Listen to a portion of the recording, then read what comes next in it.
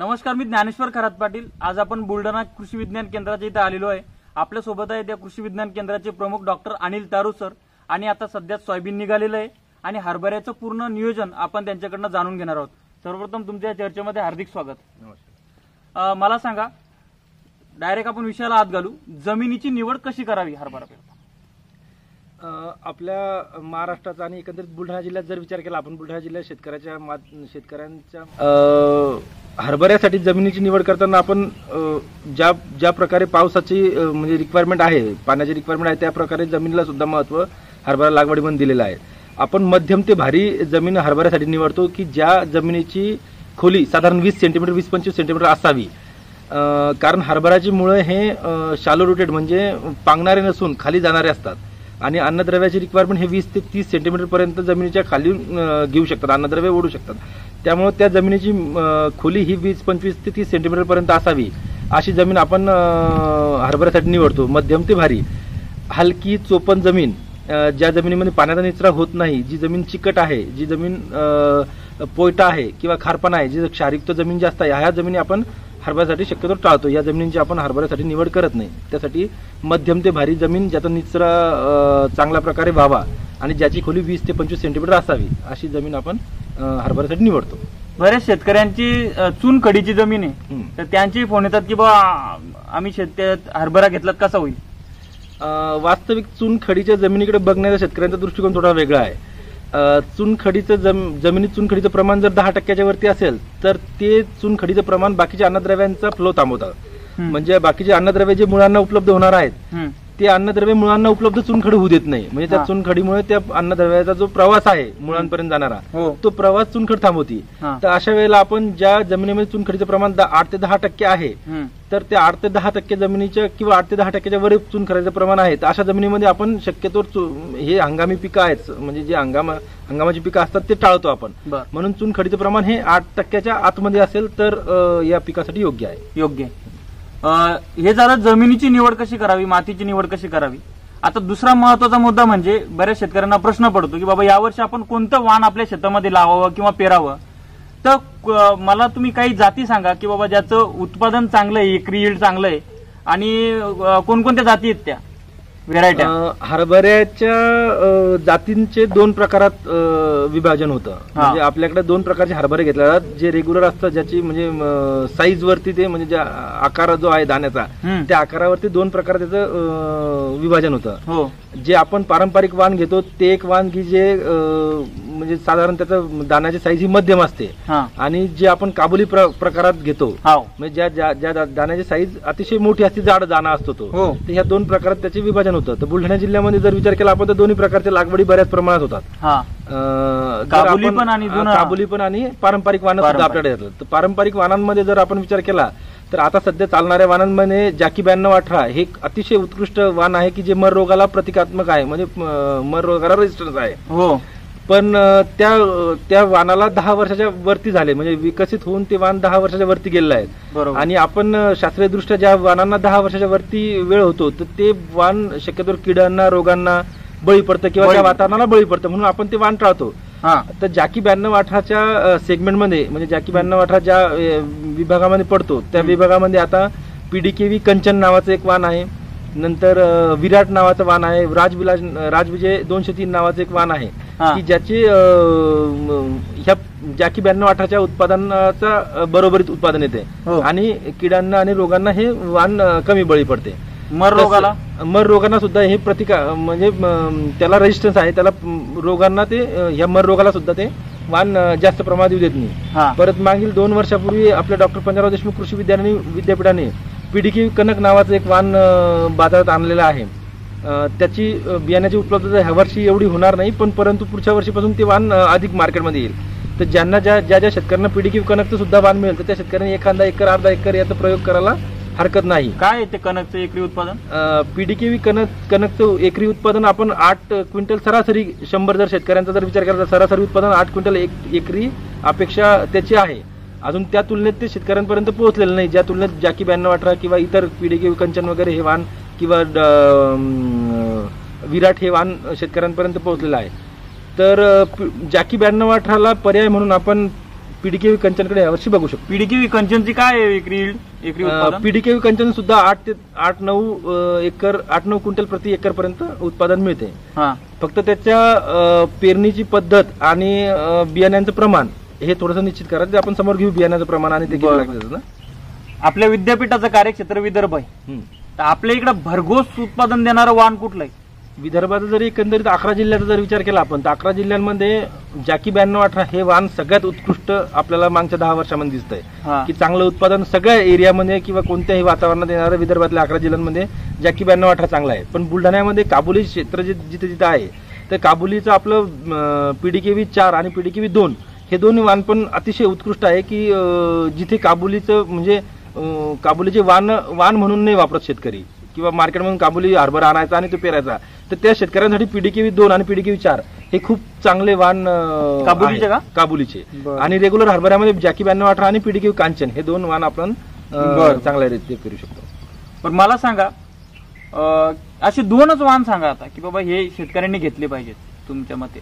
2 वाण असे बियाण्याच्या उपलब्धतेनुसार जॅकी 9218ला पहिला प्रिफरन्स द्यावा आणि दुसरा प्रिफरन्स पीडीकेव्ही कंचनला द्यावा. ह्यावर पीडीकेव्ही कंचनला द्यावा विदर्भातील शेतकऱ्यांनी.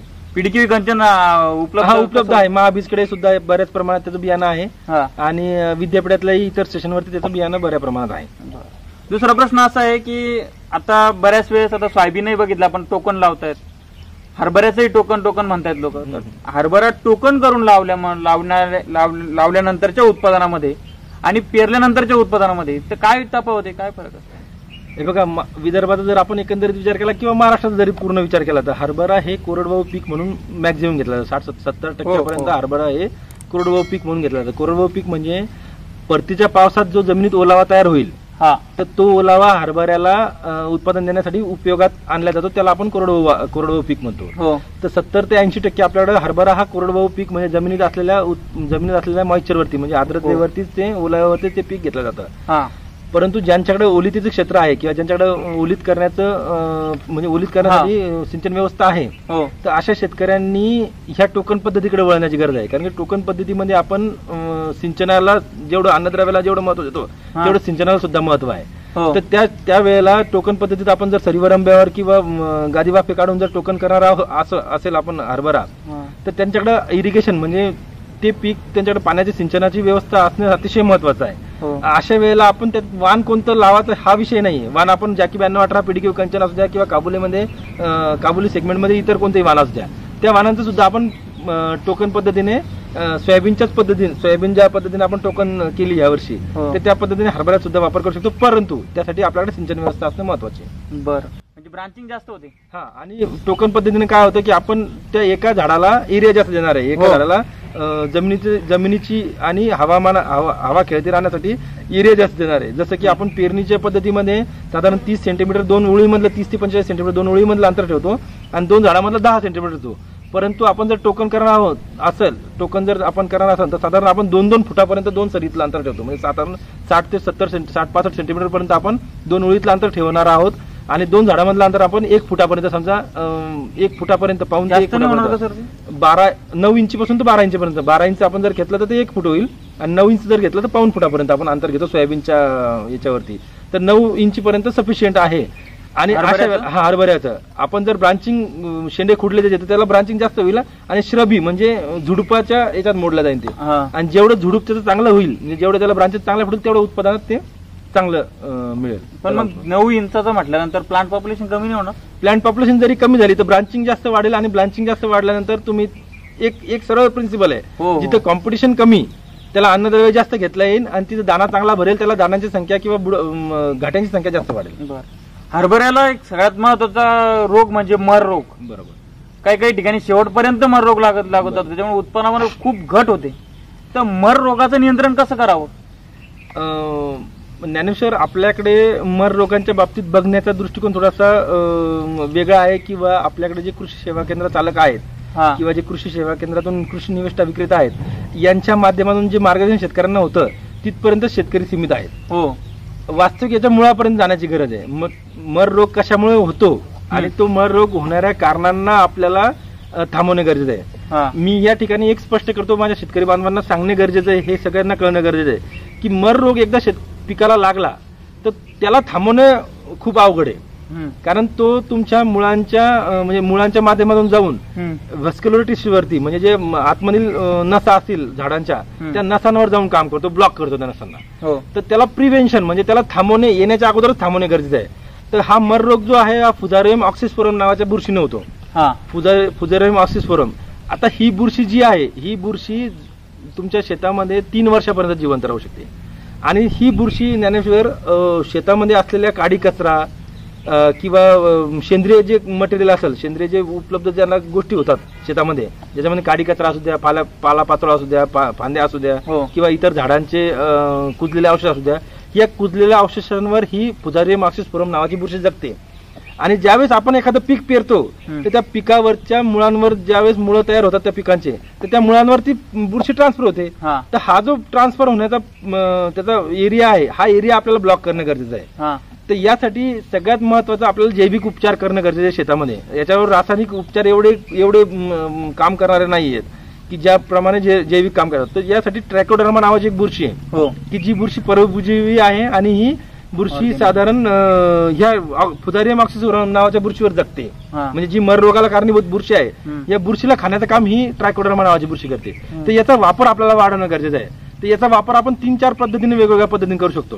तर त्याच्यामध्ये बीज प्रक्रिया सगळ्यात महत्वाचं. दुसरा वापर आपण याच्या शेतामध्ये फेकणे. आणि तिसरा वापर आपण जो शेणखत वापर करणार आहे किंवा जे सेंद्रिय खत आपण वापरणार आहोत, ज्याच्यामध्ये शेणखत असू द्या, गांडूळ खत असू द्या, याच्यामध्ये मिसळून आपल्याला याचा वापर शेतामध्ये करणं आहे. तर याचा वापर आपण शेतामध्ये पहिल्या पद्धतीने करूया की आपण ज्यावेळेस शेतं तयार करतो, ज्यावेळेस आपले वावर तयार असतात, शेतं तयार असतात आणि आपण शेणखताचा वापर करणार आहोत, तर त्या शेणखताच्या वापराच्या 10 दिवस अगोदर आपल्याला 3 किलो एकरीच्या प्रमाणात, म्हणजे एका एकरला साधारण आपण 5 ते 7 टन शेणखत वापरणार आहोत. तर त्या 5 ते 7 टनामध्ये 3 किलो बुरशी, आपल्याला 3 किलो ही ट्रायकोडर्मा साधारण 10 लिटर पाण्यामध्ये मिसळून करायचं. आणि त्या शेणखताच्या जिथं आपण शेणखत टाकलेलं आहे त्या शेणखताचा जो उखंड असेल किंवा शेणखताचा आपण गंज साचवलेला असेल, त्या गंजावर आपल्याला पहारीच्या सहाय्याने त्याला होल करायचे आणि त्या होलमध्ये टाकून द्यायची ती 3 किलो बुरशी. आणि साधारण 10 दिवसानंतर हे शेणखत आपल्याला शेतात वापरायचं आहे. त्या 10 दिवसामध्ये काय होईल ज्ञानेश्वर की ही जी ट्रायकोडर्मा नावाची बुरशी आहे, ही ट्रायकोडर्मा नावाची बुरशी त्या शेणखतात वाढेल आणि तुमच्या शेतामध्ये ती पसरेल. आणि तुमच्या शेतामध्ये एकदा पसरली की जी ही फुजारियम ऑक्सिस्पोरम नावाची बुरशी मर रोगासाठी कारणीभूत आहे, त्या बुरशीला खाण्याचं काम ही ट्रायकोडर्मा करेल. दुसरा आपल्याला पर्याय आहे की आपल्याला बीज प्रक्रियासाठी ती बुरशी वापरायची. साधारण 3 ते 5 ग्राम बुरशी ही ट्रायकोडर्मा आपल्याला 1 किलो बियाण्यासाठी वापरायची. आणि ही वापरल्यानंतर साधारण ते जे बियाणं वापरलं आपण अर्ध्या घंट्यासाठी सावलीमध्ये सुकवणार आहोत. त्याला उन्हाचा स्पर्श नको व्हायला. अतिशय महत्वाचा भाग आहे की उन्हाचा स्पर्श त्याला व्हायला नको. सावलीमध्ये आपण अर्ध्या घंटा सुकवायची, अर्धा पाऊण तास, आणि ते बियाणं आपल्याला पेरणीसाठी वापरायचं. आणि ह्या प्रकारे आपण त्या बुरशीजन्य रोगाचा म्हणजे मर रोगाचा आपण व्यवस्थापन करू शकतो. त्याच्यामध्ये तुम्ही सांगितलं की शेणखत आपण जे उकिरडा असतो आपला त्याच्यामध्ये ती बुरशी कालवायची आणि त्याच्यानंतर मग ती स्प्रे करायची, म्हणजे शेतामध्ये शेणखत फेकून द्यायचं. परंतु काय आहे, हल्ली जवळपास 70% लोकांजवळ गुरच नाहीयेत, शेणखत नाहीयेत. बरोबर. मग ते रासायनिक खतांवरच त्यांचा उदरनिर्वाह सुरू आहे शेती. बरोबर. तर मग अशा त्यांनी काय काळजी घ्यायची? त्यांनी एक काळजी आपण घेऊ शकतो, म्हणजे याची शिफारस नाहीये कुठं, परंतु आपण साधारण सोयाबीन काढल्यानंतर म्हणजे सोयाबीनच्या नंतर आपल्याकडं हरभरा घेण्याची पद्धत जास्त आहे सोयाबीनच्या वरती. तर सोयाबीन आपण ज्यावेळेस सोंगतो तर त्यावेळेस सोयाबीन सोंगल्यानंतर त्या शेतामध्ये जर आपण 3 किलो बुरशी फेकून दिली, साधारण गांडूळ खत आता कुठेही आपल्याला विकतही मिळू शकतं गांडूळ खत, किंवा साधारण 15-20 किलो आपल्याला गांडूळ खत जरी मिळालं, कोंबडी खतही मिळालं, तर त्या कोंबडी खतामध्ये किंवा गांडूळ खतामध्ये ही 3 किलो बुरशी आपल्याला मिसळायची आहे आणि आपण उभ्या शेतामध्ये फेकू शकतो. फक्त त्याला महत्वाचं हे की शेतामध्ये ओलावा असणं गरजेचं आहे. ओलावा आणि स्टबल्स म्हणजे ऑर्गॅनिक मॅटर तुमच्या शेतामध्ये असणं गरजेचं आहे. सेंद्रिय गर्भ सध्या आता सध्या ओलावा आहेच हरभऱ्याच्या याच्यामध्ये, आणि हरभऱ्याच्याच पिकाला त्या बुरशीचा अटॅक खूप आहे, त्याच्यामुळे मर रोग लागतो. दुसरा महत्वाचा टप्पा आहे की जे आपले झालं आता ट्रायकोडर्माचं तुम्ही सांगितलं बीज प्रक्रिया, परंतु बीज प्रक्रिया करण्यासाठी अजून कोणकोणत्या वापर करू शकतो आपण? कशा या मर रोगाच्या अनुषंगाने आपण ट्रायकोडर्माचा वापर करू शकतो. परंतु त्या व्यतिरिक्त आपल्याला रायझोबियम ची सुद्धा आपल्याला याच्यामध्ये वापर करायचा आहे. कारण की आता काही वर्षापासून ह्या 2-3 वर्षापासून नेमाटोडचे म्हणजे सूत्रकृमीचा सुद्धा लागण त्याला होऊ लागली. हरभऱ्याच्या मुळांना होती. हरभऱ्याच्या मुळांना गाठी येतात. त्या गाठीमध्ये जर आपण ती गाठ दाबली तर ती गाठी म्हणून सडलेला एक पदार्थ बाहेर पडतो, द्रावण बाहेर पडतो. त्याचा जर वास घेतला आपण तर एकदम विद्रुप्तचा वास येतो, असा चांगला वास येत नाही. तर ती सूत्रकृमीची लागण त्या मुळांना झाली आहे आणि त्या सूत्रकृमीच्या लागणीमुळे काय होतं, प्रादुर्भावामुळे ते झाड आपलं पिवळं पडतं आणि वाळून जातं आणि आपल्याला उत्पादनात त्याचं नुकसान सोसावं लागतं. तर अशा अनुषंगाने ट्रायकोडर्मा नंतर आपण रायझोबियमची सुद्धा आपण तिथं बीज प्रक्रिया करू शकतो. रायझोबियम सुद्धा आपल्याला 3 ते 4 ग्राम किलोला वापरायचं आहे. आता त्यात 2 प्रकार होतात. आपण ट्रायकोडर्मा आणि रायझोबियम सोबत वापरायचं, तर त्याचं उत्तर नाहीये. आपल्याला साधारण अर्ध्या घंट्याच्या पूर्वी ट्रायकोडर्मा वापरायचा आहे आणि अर्ध्या घंट्यानंतर आपण रायझोबियम वापरून मग नंतर 15-20 मिनिटांनी ते बियाणं सुकून याला घ्यायचं, आपल्याला पेरणीला घ्यायचं आहे. आता हे झालं जैविकच्या बाबतीत किंवा सेंद्रिय बीज प्रक्रियेच्या बाबतीत. आपण रासायनिक बुरशीनाशका सुद्धा वापर या ठिकाणी करू शकतो. ज्या ठिकाणी जैविक बुरशीनाशक त्यांना उपलब्ध होणार नाही तर एक कार्बेंडेजिन म्हणजे ज्याला आपण प्रख्यात नेम 22 आहे, ते सुद्धा आपण 3 ग्राम म्हणजे सिस्टमिक बुरशीनाशक आहे, 3 ग्राम एका किलोला बियाण्याला ते वापरायचं आपल्याला, ते वापरू शकतो. एक अजून एक मार्केटमध्ये कॉम्बिनेशन आहे ज्याच्यामध्ये कार्बेंडेजिन आणि मँकोझेब हे 2 बुरशीनाशक एकत्रित आहे. पण त्याचं फॉर्म्युलेशन महत्वाचं आहे. ते WS फॉर्म्युलेशन मध्ये असावं, WP फॉर्म्युलेशन मध्ये नसावं. WS म्हणजे वेटेबल सोल्युशन फॉर्म्युलेशन मध्ये ते असावं, ज्याच्यामध्ये UPL कंपनीचं पण एक मार्केटमध्ये स्टार्टअप साप नावानं आणि एंडोफिल कंपनीचं स्प्रिंट नावानं हे 2 बुरशीनाशक उपलब्ध आहे. ते आपण 2.5 ते 3 ग्राम एका किलो बियाण्याला वापरणार आहोत. तर हे 2च बुरशीनाशक मार्केटमध्ये उपलब्ध आहे. आपल्याला कोणत्या कंपनीचं इथं हे नाही करता, प्रचार नाही करता, पण ह्या 2च कंपनीकडे हे फॉर्म्युलेशन मार्केटमध्ये आहे. ज्याच्यामध्ये UPLचं स्टार्टअप साप नावाने आणि एंडोफिलचं स्प्रिंट नावाने हे रासायनिक बुरशीनाशक आपण याच्यासाठी वापरू शकतो, हरभऱ्यासाठी बीज प्रक्रियेसाठी वापरू शकतो. ह्या 2 बीज प्रक्रिया आपण करू शकतो. मला ते क्लिअर करायचं आहे की जे सरांनी सांगितलं की ट्रायकोडर्मा आणि रायझोबियम याची जी आपण सी ट्रीटमेंट करतो, बीज प्रक्रिया करतो, हे करत असताना दोन्ही एका वेळेस न टाकायचंय. पहिले ट्रायकोडर्मा घ्यायचे, नंतर 15 मिनिटांनंतर रायझोबियम घ्यायचं. तर दुसरा प्रश्न असा सर, मला आपले त्याच्याबद्दल चर्चा झाली, डिस्टन्स काय घ्यायचंय, परत मला तुम्हाला एका ओळीत विचारायचंय, एका ओळीत उत्तर द्या आहे की प्लांट टू प्लांट आणि रो टू रो आपण काय अंतर घ्यायचं. जसं पारंपरिक आपण पेरणी करतो, आपण पेरणी म्हणजे जर हे अंतर वापरणार असेल तर आपल्याला 2 झाडांमधलं अंतर हे 10 सेंटीमीटर ठेवायचं आहे. काबुलीच्या व्यतिरिक्त म्हणजे काबुलीसाठी अंतर वेगळं येईल, परंतु आपण जे पारंपरिक वाण वापरणार आहोत ज्याच्यामध्ये जॅकी 92 असू द्या किंवा PDQ कांचन किंवा मग फुले विक्रम असू द्या, यासाठी आपल्याला प्लांट टू प्लांट अंतर म्हणजे 2 झाडातलं अंतर 10 सेंटीमीटर ठेवायचं आहे आणि 2 ओळीतील अंतर 30 ते 45 सेंटीमीटर ठेवायचं. 2 ओळीतील अंतर आपण 30 ते 45 सेंटीमीटर ठेवतो. जॅकी 92 साठी आपण 30 सेंटीमीटर 35 सेंटीमीटर ठेवत असतो, परंतु PDQ कांचन आणि फुले विक्रम साठी आपण हे अंतर 45 सेंटीमीटर पर्यंत नेऊ शकतो. त्याच्यानंतरचा सगळ्यात महत्वाचा प्रश्न म्हणजे तणनाशकाबद्दलचं मार्गदर्शन. हरभऱ्यासाठीचे कोणकोणते तणनाशक, त्याच्यानंतर मग त्याच्यामध्ये प्री इमर्जन्स आणि पोस्ट इमर्जन्स अशा दोन्ही पद्धतीचं सांगा. तण व्यवस्थापन अतिशय महत्वाचं आहे. कोणत्याही पिकाचं आपण ज्यावेळेस उत्पादन घेतो तर आपण ज्यावेळेस अन्नद्रव्याचं ज्या सप्लाय देत असतो, कोणतेही खतं, रासायनिक खतं असू द्या किंवा सेंद्रिय खतं असू द्या, या माध्यमातून आपण ज्यावेळेस शेताला पिकाला अन्नद्रव्य देतो तर त्या ठिकाणी तण व्यवस्थापन अतिशय महत्वाचं आहे, कारण की हे अन्नद्रव्य आपल्या मुख्य पिकाला भेटणं गरजेचं आहे. आणि तिथे तण जर कॉम्पीट करत असेल, तणाचं जर व्यवस्थापन व्यवस्थित नसेल तर तणच ते अन्नद्रव्य जास्त ओढून घेतात, कारण की तणाचे मुळं हे जमिनीच्या पातळीला वाढत असतात आणि आपल्या मुख्य पिकाचे मूळ हे खाली जातं. तर हे अन्नद्रव्य तण त्या मुळांपर्यंत जाऊच देत नाही, मुख्य मुळांपर्यंत. तर त्यासाठी आपल्याला हे महत्वाचं आहे तण व्यवस्थापन करत. तण व्यवस्थापन आपण 2-3 प्रकारे करू शकतो याच्यामध्ये. हरभऱ्यामध्ये जर तणनाशक वापरायचं जर असेल आपल्याला तर पोस्ट इमर्जन्स तणनाशक हरभऱ्यामध्ये शिफारस नाहीये. प्री इमर्ज तणनाशक आपण वापरू शकतो, म्हणजे पेरणीपूर्व तणनाशक आपण वापरू शकतो, ज्याच्यामध्ये पेंडामिथिलिन आहे. त्याचे पेंडामिथिलिन हे तणनाशक मार्केटमध्ये उपलब्ध आहे. 2 कंपनीचे आपण या ठिकाणी नावं घेऊया. ज्याच्यामध्ये डव कंपनीचं स्टॉम एक्स्ट्रा नावाचं एक तणनाशक आहे आणि टाटा रॅलीज कंपनीचं पेनिडा नावाचं तणनाशक आहे की ज्याच्यामध्ये हे पेंडामिथिलिन नावाचे घटक आहे. तर याचा वापर आपल्याला 700 मिली वापरायचं आहे पेरणीपूर्व. 700 मिली वापरायचं आहे आपल्याला. हे तणनाशक 150 लिटर पाण्यामध्ये मिसळून एका एकरमध्ये फवारायचं. 700 मिली तणनाशक मी परत एकदा सांगतो. पर पंपाला काय येईल सर? 15 लिटर पाण्याला 700 मिली आपल्याला 150 लिटर पाण्यामध्ये वापरायचं आहे. तर जर 15 लिटर पाणी आपण 15 लिटर पाणी जर एका पंपाचं घेणार आहोत तर त्याला 70 मिली वापरणे आपल्याला. पण ज्ञानेश्वर या ठिकाणी सगळ्यात महत्वाचं शेतकऱ्यांना सांगणं गरजेचं आहे की तणनाशकामध्ये मुख्य प्रीमर्ज तणनाशकामध्ये पाण्याचा रोल अतिशय महत्वाचा आहे. हो कारण आपण हे तणनाशक एखाद्या पिकावर नाही फवारत आहे. हा हे तणनाशक आपण खाली जमिनीवर म्हणजे मोकळ्या जमिनीवर फवारत आहे. हा तर ते जमिनीमध्ये जिरणं गरजेचं आहे. हो तर त्यासाठी 150 लिटर पाणी कमीत कमी हा एका एकर मध्ये वापरणं आपल्याला गरजेचं आहे. गरजेचं तर आहे. 150 लिटर म्हणजे 10 टाक्या करायच्या, येस एक्झॅक्टली 10 पंप करायचे, जर 15 लिटरची. 15 लिटर पाणी वापरणार असेल तर आपण तो 10 पंप होणं गरजेचं आहे. आणि हा. 10 पंपामध्ये 700 मिली आपण साधारण वापरू शकतो, 70 मिली वापरू शकतो आपण बरं. एका पंपाला. बरं. दुसरं जर बूम स्प्रेअर वापरणार असेल तर 150 ते 200 लिटर पाणी आपण त्यात टाकायचं आणि 700 मिली त्यात ते औषध टाकून एकाच एकर मध्ये ते फवारणं गरजेचं आहे. बरं. शेतकऱ्यांना अतिशय महत्वाचा विषय हा. प्रीमर्ज तणनाशकात जर कोणाला रिझल्ट मिळत नसेल तर त्याचं मुख्य कारण पाण्याचा वापर आहे. पाण्याचा वापर. जर पाणी आपण कमी वापरलं तर ते जमीन पसरत नाही, जमिनीवर पसरत नाही व्यवस्थित.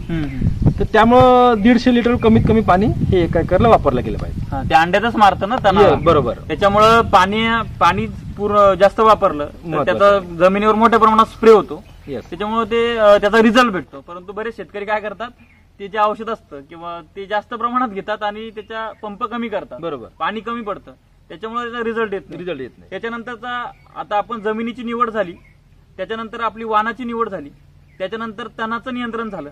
आता सर्वात महत्वाचा टप्पा येतो तो म्हणजे फवारणीचा बरोबर. आणि खत व्यवस्थापनाचा.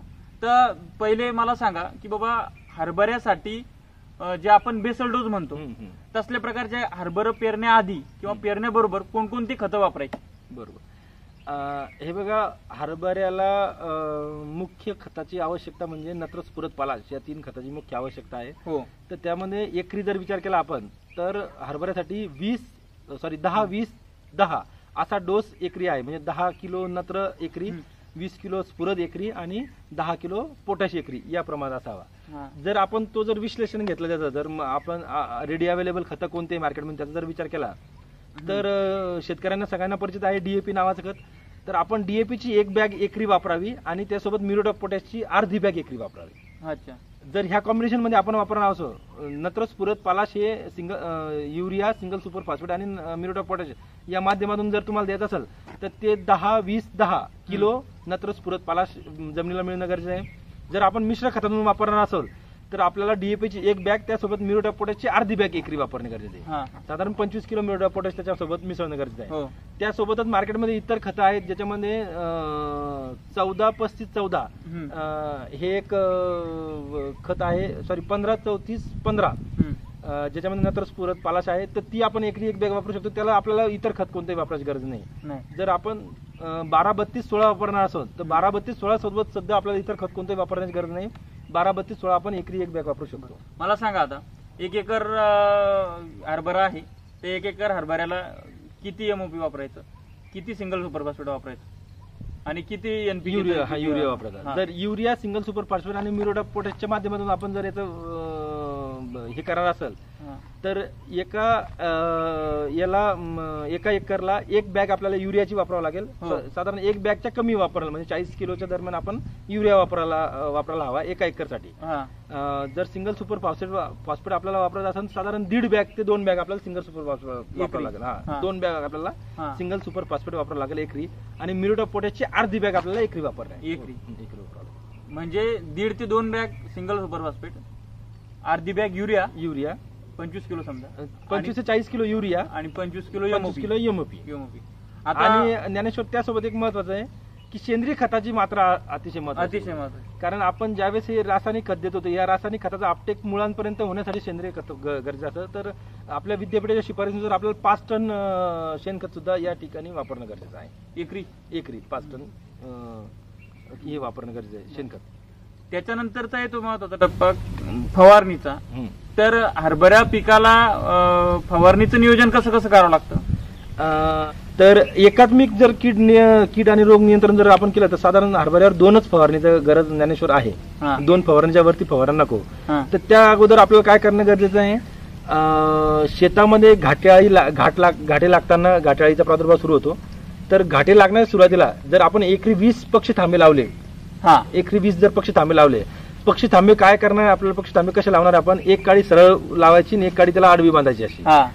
म्हणजे ख्रिश्चन समाजामध्ये जो क्रॉस असतो त्या क्रॉसच्या हिशोबाने जर आपण काड्या हे केल्या प्लसच्या हिशोबाने, तर एकरी जर आपण 20 ह्या पक्षी थांबे लावले ज्ञानेश्वर, तर हे संशोधनातून सिद्ध झालेलं आहे की 20% आळ्या हे पक्षी वेचून खातात.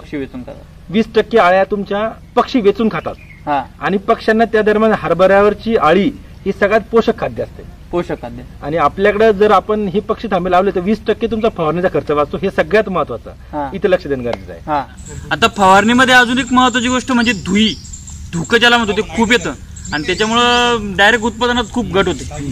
तर त्या दोन्ही गोष्टी सांगा, पहिली फवारणी, दुसरी फवारणी, आणि त्या धुक्याचं नियंत्रण कसं करावं धुळीचं. हरभऱ्यावरती फवारणी करण्याचे 2 मुख्य कारण आपल्या समोर आहेत. त्याच्यामध्ये एक हरभऱ्यावर पडणाऱ्या घाटाळीचं नियंत्रण कसं करावं ते, आणि दुसरं तुम्ही विचारल्याप्रमाणे आपल्याकडे आजकाल धुक्याचं किंवा धुळीचं संकट खूप मोठ्या प्रमाणात हरभऱ्यावर येतं. आणि शेतकऱ्यांच्या भाषेत जर म्हणलं तर आपण धुळीमुळे बरेच विघ्न त्या पिकावर पडतात. आणि जर फ्लावरिंगच्या काळात धुळी आली असेल तर ती फुलं सुद्धा गळून पडतात त्या हरभऱ्याची. तर अशा वेळेला आपल्याला 2 फवारण्या हरभऱ्यावर घेणं गरजेचं आहे. 2 मुख्य फवारण्या. पहिल्या फवारणीत आपण कीटकांच्या नियंत्रणासाठी निंबोळी अर्काचा वापर करूया. त्यासोबत आपण क्विनॉल फॉसचा सुद्धा वापर करू शकतो, किंवा निंबोळी अर्क उपलब्ध नसेल तर फक्त क्विनॉल फॉस सुद्धा वापरू शकतो.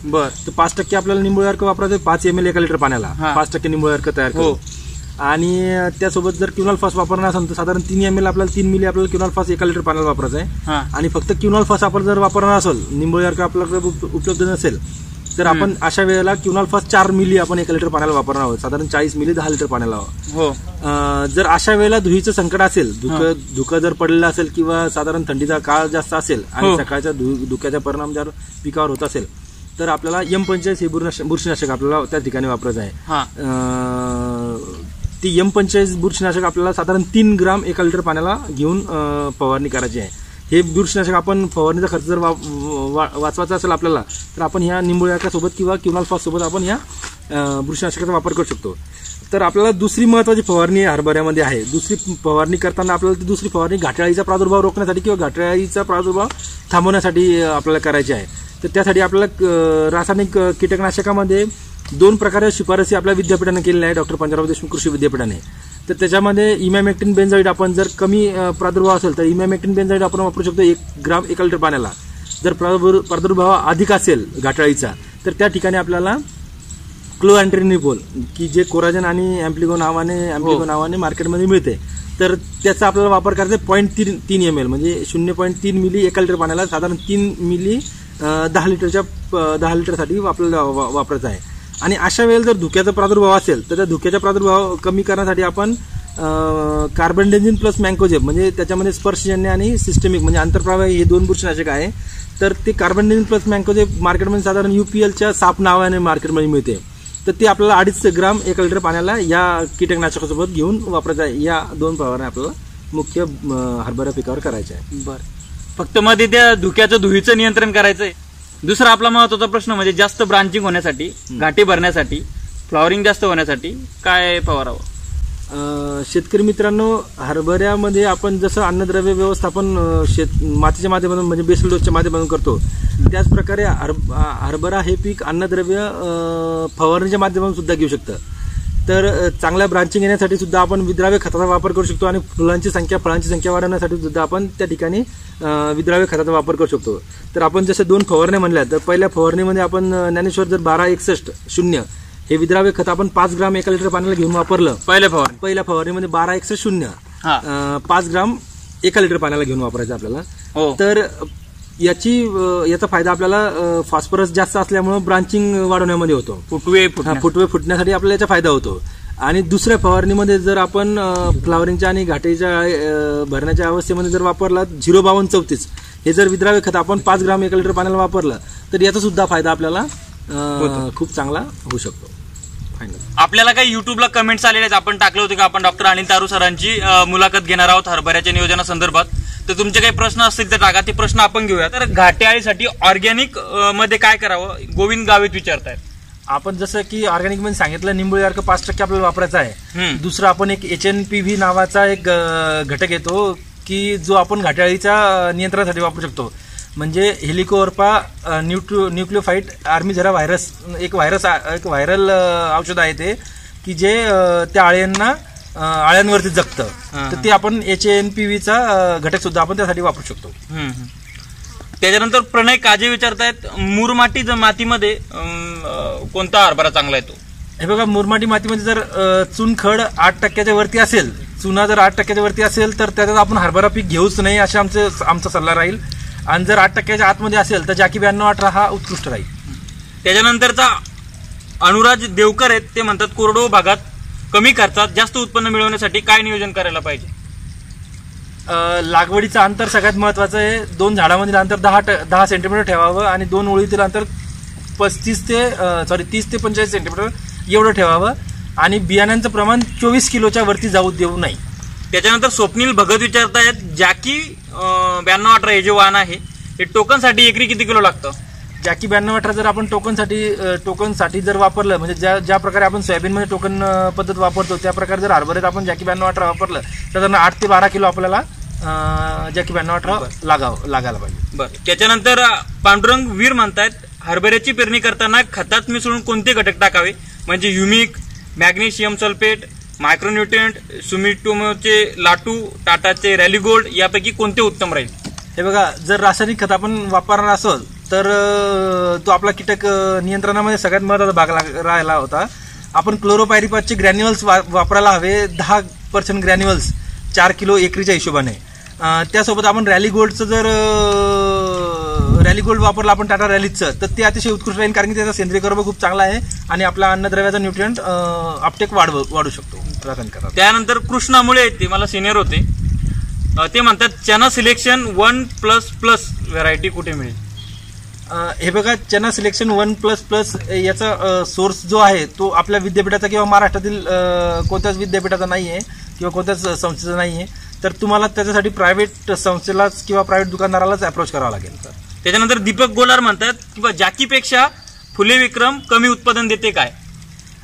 वातावरणाचा प्रकार आहे. मी अगोदर सांगितलं ज्ञानेश्वर की जॅकी 9218 ही विदर्भासाठी रिकमेंड होती अगोदर. विदर्भाच्या वातावरणामध्ये अतिशय उत्कृष्ट आहे, त्याला तोड नाही आहे.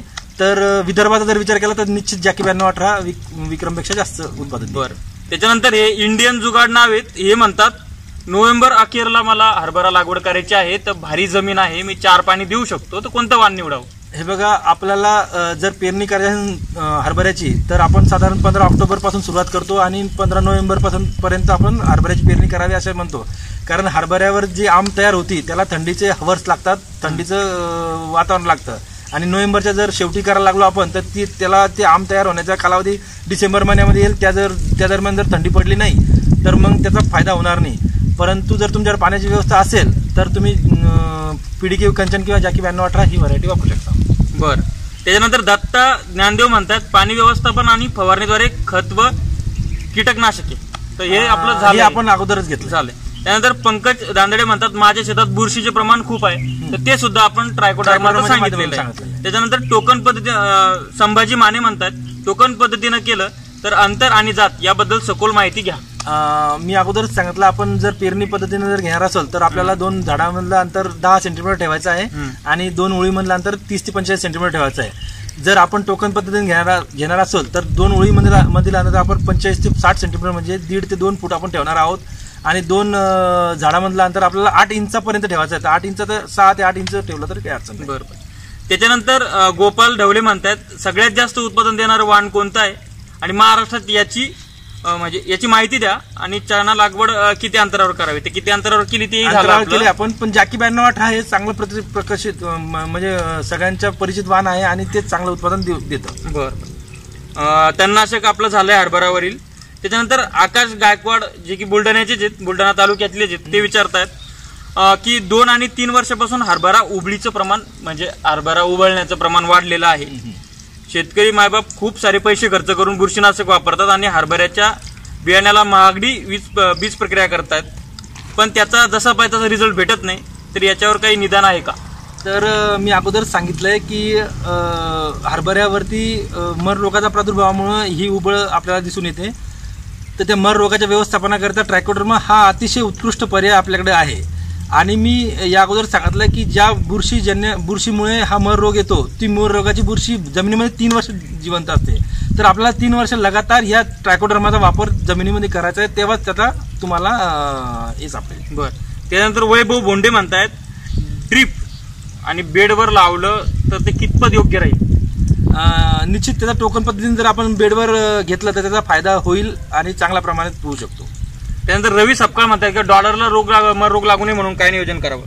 मर रोगाचा मी बीज अगोदर प्रक्रिया काय सांगितलं, करावी? बीज प्रक्रिया करताना आपल्याला ट्रायकोडर्माची 3 ते 5 ग्राम 1 किलो बियाण्याला वापरायचं आहे. गोपाल ढवळे म्हणतात पाण्याचं नियोजन म्हणजे चना वरच्या ओलीवर पेरला तर आणि पाणी देऊन पेरला तर किती दिवसांनी पाणी द्यावे याचे नियोजन? हे बघा, जर कोरडवाहू जर आपण चना घेतोय तर त्याला पाणी देण्याचं आपल्याला एक आधा पाणी जर असेल तर संरक्षित देऊ शकतो. पण ज्यांच्याकडे संरक्षित पाणी द्यायची व्यवस्था आहे तर त्यांनी 2 पाणी हरभऱ्याला द्यावेत. पहिला पाणी आपल्याला साधारण पेरणीच्या 20 ते 25 दिवसानंतर द्यायचं आहे. दुसरं पाणी आपल्याला गाठी भरण्याच्या अवस्थेमध्ये द्यायचं आहे. बरं. प्रथमेश भांडगे म्हणतायत हरभऱ्याला फुलं असताना पाणी दिलं तर चालतं का? हे बघा, कोणत्याही पिकाला फुलं असताना पाणी देणं चुकीचं आहे, कारण की पाण्याच्या फ्लोने फुलगळीचं प्रमाण होऊ शकतं. सेटिंगच्या दरम्यान त्यामुळे आपण पाणी टाळतो शक्यतो. म्हणजे गाठी भरण्याच्या दरम्यान जर पाणी दिलं तर त्याचा फायदा होईल. त्यानंतर कृष्णा मुंडे म्हणतात कोणत्या वाहनाची निवड करा ते आपलं झालेलं आहे. त्याच्यानंतर राजू पांडे म्हणतात योग्य अंतर व दिशा. हे बघा, दिशेपेक्षा योग्य अंतर महत्वाचं आहे. आपण अंतर अगोदरच घेतलं. पेरणी जर करणार असेल तर 10 सेंटीमीटर 2 झाडातील आणि 30 ते 45 सेंटीमीटर 2 ओळी दिला. त्याच्यानंतर शेवटचा प्रश्न आहे संतोष हरल, पूर्ण गाठी का भरत नाहीत? हा फिनॉमिनॉन आहे. हे बघा, कोणत्याही झाडाला दिलेली ही नैसर्गिक शक्ती आहे. याला कोणी तुमच्या किंवा माझ्या हातात नाहीये. जेवढं अन्नद्रव्य झाडाला पुरेल तेवढंच झाड त्याचे घाटे भरण्यासाठी ते वापरतात. बाकीचे घाटे बाली छोटे ठेवत असतात. त्यासाठी अन्नद्रव्य व्यवस्थापन महत्वाचं आहे. त्याच्यानंतर गणेश बारवाल म्हणतात हरभरा शेवटपर्यंत मरका लागते. तर याच्यावर सुद्धा आपलं बोलून झालेलं आहे. व्हिडिओ थोडा लॉंग झालेला आहे परंतु शेतकऱ्यांसाठी खूप उपयुक्त अशी माहिती आज सरांच्या माध्यमातून आपल्याला घेता आली.